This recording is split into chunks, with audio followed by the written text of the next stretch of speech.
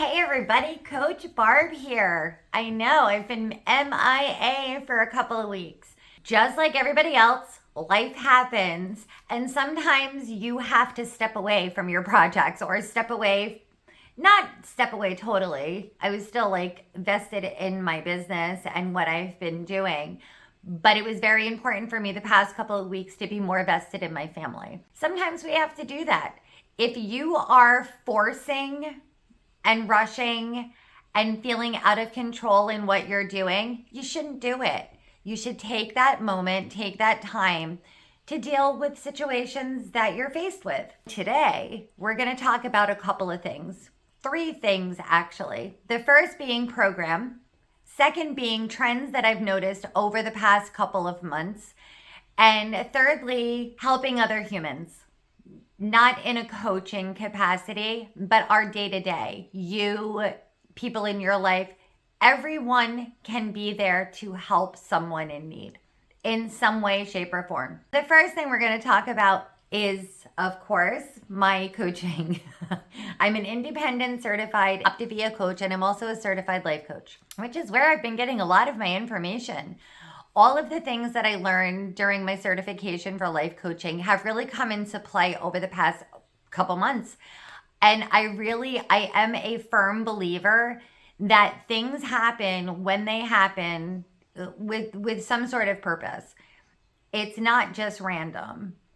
And I've been thinking about this a lot because after studying and educating myself on the life coaching aspects of where I want to be in my universe and what I want to put out there to the world, it's come into play personally. I feel like there was a reason that I gravitated towards that. There was a reason I was reading and researching and doing this because a couple months down the road, situations happened and I felt better equipped to deal with circumstances. With that, there are people out in the day-to-day. We are very focused on our own lives.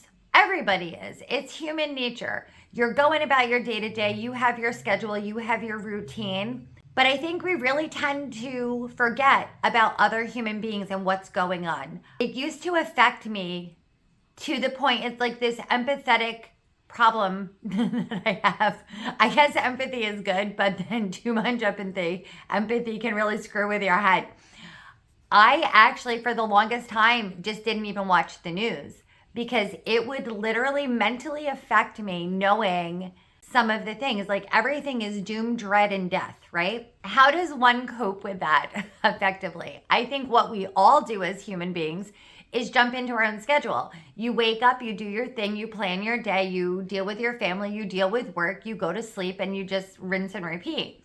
So I was thinking, we can actually do ourselves a service by being service to others. So I want people to know that I am a safe place to talk to. I am someone that can guide someone if they're in a really bad situation. I've learned a lot about domestic situations and just day-to-day stressors and things like that. I am not an expert by any means, but I'm a mom. I'm a 56-year-old with a little bit of experience behind me. I am a listener and I can guide you in the right direction. I need people to know that if you are in an unsafe place or you're in a place that you feel trapped or you don't have someone or you feel like you don't have someone to reach out to, you can always comment. If you want a listener, I'm a listener. If you need help getting to certain services or other therapies and things like that, I have researched and I have compiled a list of ways that I can help other people reach out to get the help that they need. So please, I'm putting that out there. This is my own little thing for this week. If you need help or someone you love just has nowhere to turn, comment below. I've been a nurse for 37 years, health coach for 4. I just became a life coach. But with personal situations that I've faced recently, it makes me realize there are so many people who feel like they don't have someone. I want to be somebody else's someone, okay? Or just guide you to a someone. On to the next subject, to my health coaching. What I've noticed trends over the health coaching over the past 4 years are really pretty dramatic. It's wild. It's wild how the trends go, things, medical advancements and things like that. I do have to say, 2 of my long-term clients who were struggling, more struggling with the mindset and the triggers and not falling off the rails and, being tempted back into old patterns, they have actually decided to take advantage of medical weight loss. Well, I had done a video early on in my YouTube fun about whether I was yay or nay to medical weight loss. And as a nurse of so long and a health coach, you would think that I would be no way. Ugh. If you do it safely and you're doing it literally to get you over a hump and support your wants and needs, go for it. As long as you're healthy and well and you are able to listen to your own body and monitor what is happening. Weight loss drugs are great for people who actually have trouble with their food addictions. If you're really examining what your triggers are and how to combat them and get them out of your life, you need support. Just like a drug addict would need support to combat the triggers and, the things that are drawing them back into those behaviors. Now, with the medical weight loss drugs, what it is doing for these couple of clients that I have, it is literally making it a lot easier for them. But the kicker is what they're doing is proper because they are also instilling micro habits of nutrition, hydration, sleep, and mindset work while they have that little buffer of support from the weight loss drugs. The weight loss drugs calm the mind too, I believe, in the sense that you're not hungry. You're not feeling like you want a little sweet or I want a little salty. You're not feeling those feels, so it's easier to input good nutrition like the fuelings. The fuelings are small, nutrition-packed, dense fuelings. We call them fuelings. There's bars, there's shakes, there's soups, there's a million things to choose from. But they're smaller in quantity, which is also helping the people on medical weight loss drugs because they're really not hungry. They feel like they don't want to eat. But if they have a bar, they've gotten so many minerals and vitamins and protein and carbs and everything that the body needs to be fueled. So it's a win-win.